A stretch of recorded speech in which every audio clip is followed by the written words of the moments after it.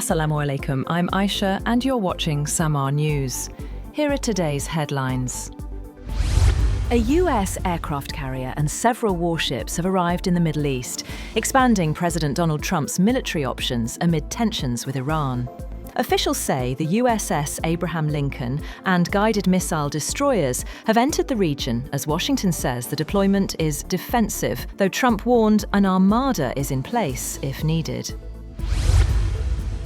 First Lady Melania Trump has called for unity and peaceful protests after 2 American civilians were killed by federal agents in Minneapolis, urging demonstrators not to turn violent. She also highlighted very good talks between President Trump, Minnesota Governor Tim Walz, and Minneapolis Mayor Jacob Frey, aimed at calming tensions.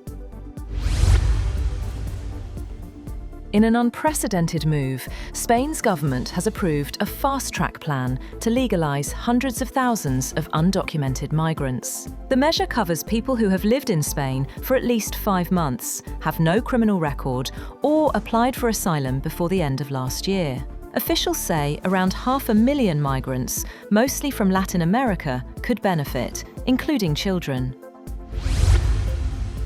US Immigration and Customs Enforcement agents are set to support security for the US delegation at the 2026 Milano Cortina Winter Olympics, though they won't carry out immigration enforcement. ICE's Homeland Security Investigations Unit will back up diplomatic security, but all operational control remains with Italian authorities. The move has sparked political backlash in Italy amid controversy over ICE's reputation and recent deadly incidents involving its agents in Minneapolis. Azerbaijani authorities have said they arrested 3 men accused of planning an attack on a foreign embassy in the capital, allegedly at the direction of Islamic State Khorasan. In a statement, Azerbaijan's State Security Service said the suspects had conspired with members of ISIS-K. They allegedly obtained weapons and were preparing to carry out an attack on a foreign diplomatic mission in Baku. Security forces arrested the men before the plan could be executed. Saudi Arabia has suspended planned construction of a colossal cube-shaped skyscraper at the centre of a downtown development in Riyadh, while it reassesses the project's financing and feasibility. The Mukaab, at the centre of Riyadh's new Maraba development, is the latest fantastical giga-project linked to Saudi's Vision 2030 to be curtailed or delayed as the kingdom's $925 billion sovereign wealth fund scales back ambitions to manage costs and prioritise spending. Palestinian officials say security forces are ready to operate Gaza's Rafah crossing once its reopening is announced. The move follows Israel's recovery of the last remaining hostages' remains, a key condition under President Donald Trump's ceasefire plan. Officials say the crossing could reopen this week, with security remaining under Israeli oversight. The announcement comes amid calls from United Nations for full implementation of the Gaza peace plan.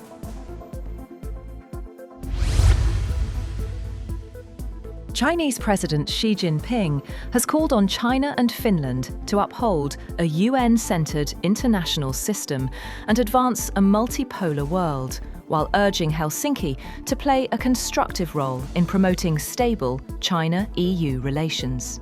During talks with Finnish Prime Minister Petteri Orpo in Beijing, Xi also highlighted cooperation in energy transition, agriculture and forestry, as Arctic security and emerging trade routes grow in strategic importance for Finland, NATO and China.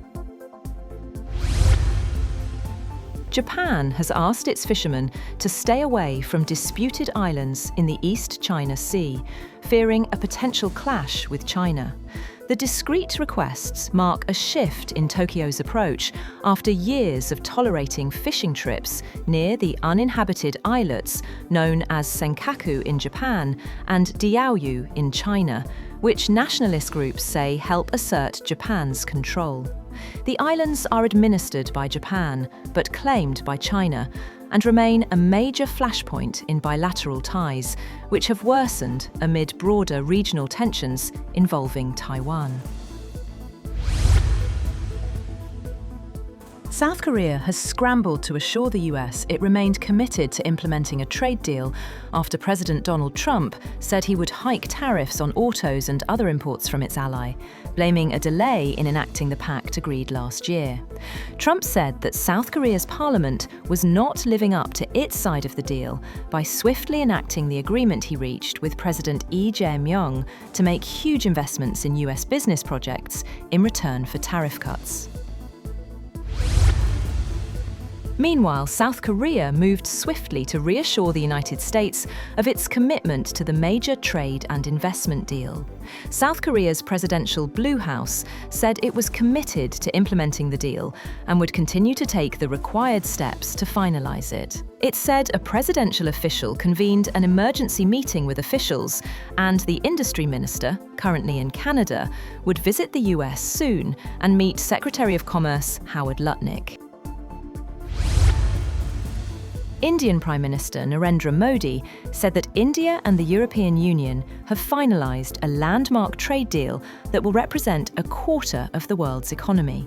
After nearly 2 decades of on-off negotiations, the deal will pave the way for India to open up its vast and guarded market to free trade with the 27-nation EU, its biggest trading partner. Modi said this agreement will bring major opportunities for the 1.4 billion people of India and the millions of people in Europe. He added that the agreement represents 25% of global GDP and 1/3 of global trade.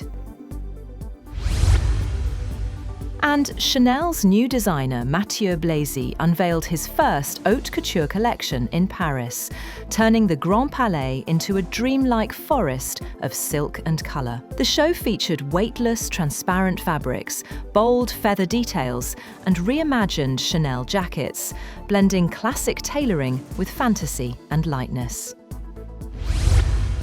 That's all for now. For more updates, visit www.samaa.tv. Thank you for watching Samaa News.